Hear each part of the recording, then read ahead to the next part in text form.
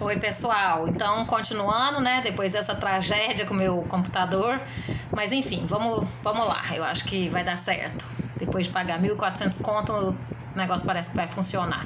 Então, só para fechar, né, eu estava falando da governança, né, que os modelos, o Klaus Frey vai trazer esses modelos, né, mostrando um pouco o modelo da democracia participativa e o modelo, né, do gerencialismo, e que na verdade esses modelos são modelos altamente teóricos e tipos ideais, e que na prática ele vai mostrar de forma mais argumentativa, né, trazendo essa discussão da governança e da gestão em rede, que muitas vezes esses possíveis antagonismos teóricos, né, entre o modelo de gestão participativa e o modelo gerencial, principalmente se na teoria eles parecem muito, né, opostos, ele vai dizer que na prática, né, a partir das experiências nessas cidades, a gente pode ver que, na verdade, na prática isso não acontece, né? Ou seja, esses modelos eles vão se hibridizar, né, e vão consolidar determinados tipos de gestão, né? E aí ele vai trabalhar um pouquinho a questão da governança urbana e gestão em rede, né, trazer essa discussão teórica, e ele vai falar que no Brasil, principalmente aqui no Brasil, né, esse debate teórico sobre a gestão das cidades, né, a gestão urbana, ela vai ser caracterizada ali no início dos anos 90 justamente por essa contraposição, né, por esse enfrentamento entre esses dois modelos teóricos, né, esse modelo gerencial versus o modelo democrático participativo. Mas que a gente percebe que a partir das recentes transformações do processo neoliberal, das demandas pela participação popular da sociedade na formulação e implementação dessas políticas públicas, talvez o conceito de governança urbana e gestão em rede que ele propõe seja uma perspectiva, mesmo que recente, muito mais interessante empiricamente, para entender as questões empíricas, né? Inclusive para a gente poder compreender a gestão urbana nessa emergente sociedade em rede, que é a sociedade, que como eu falei, do Castells, né?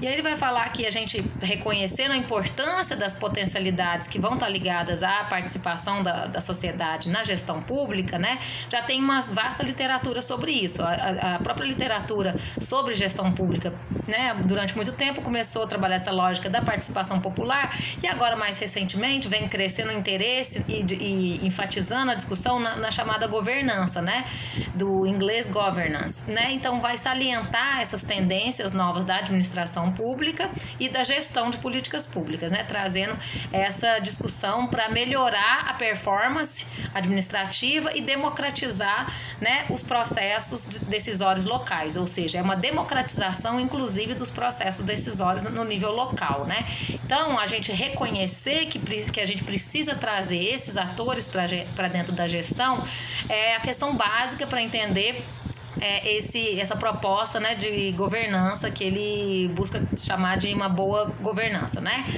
Mas ele vai dizer também que esses conceitos teóricos de governança, eles também são multifacetados, ou seja, ele tem várias facetas, né?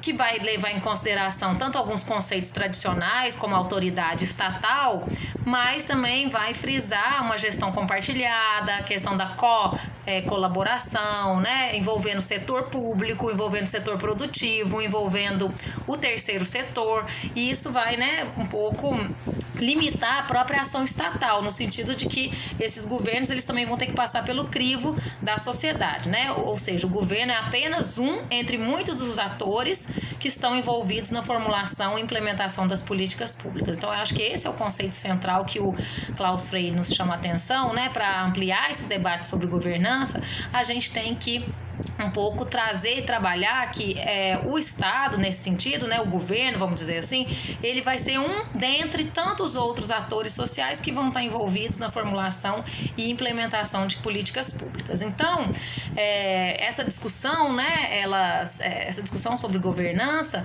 ela vai, né, aparecer um pouco dentro dessa lógica também dos aspectos, né, e das políticas neoliberais das últimas décadas, mas que vai sendo casada também com a discussão da democracia participativa.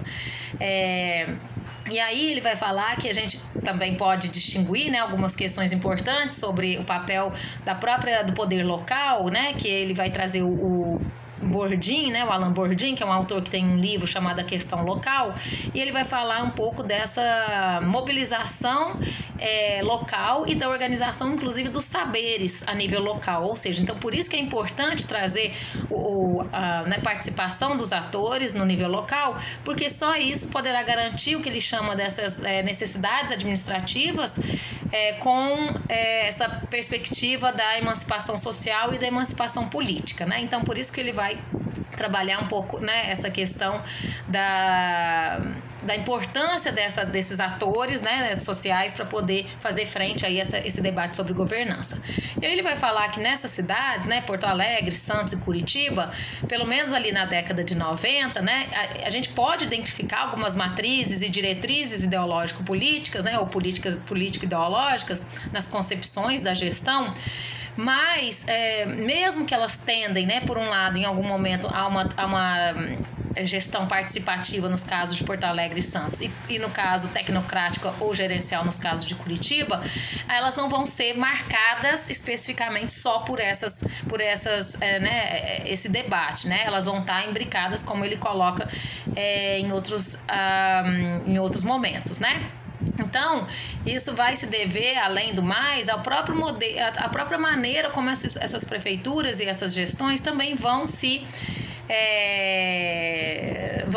relacionando com um ambiente mais nacional, né, o contexto nacional, o contexto global, que acaba condicionando uma certa direção e margens de ação dos próprios governos locais. Então, tem em alguns momentos, né, a gente vê que o próprio incentivo federal em algumas políticas faz com que seja obrigatória a criação de conselhos, ou seja, a criação de espaços participativos. Então, portanto, não tem a ver só com uma lógica, né, uma ideologia de uma determinada gestão, mas tem a ver também com o vínculo, o que está acontecendo no contexto nacional e o que está acontecendo no contexto global. Então, ele vai um pouco mostrando isso, né? E, inclusive, pela própria necessidade das prefeituras, né? Maximizar recursos financeiros, recursos sociais, a necessidade da própria prefeitura também apresentar respostas às crescentes demandas do setor produtivo, dos setores sociais mais empobrecidos, né? Também criar estratégias de articulação de potencialidades dos atores locais, de forma partilhada, em rede, né? Ou seja, isso vai se tornar imperativo nesse debate. Então, essas estratégias, né, vão ter que ser baseadas essas estratégias de gerenciamento na administração pública tem que estar levando em consideração esse princípio da coordenação em rede, que vai depender, inclusive, de uma confiança mútua e desse ambiente de cooperação, né? Essa confiança mútua entre sociedade e Estado e um ambiente cooperativo, né? Então, essas redes, elas vão ser vistas nesse sentido como mecanismos alternativos de coordenação e alocação de recursos em relação ao mercado, né? Não somente baseada na questão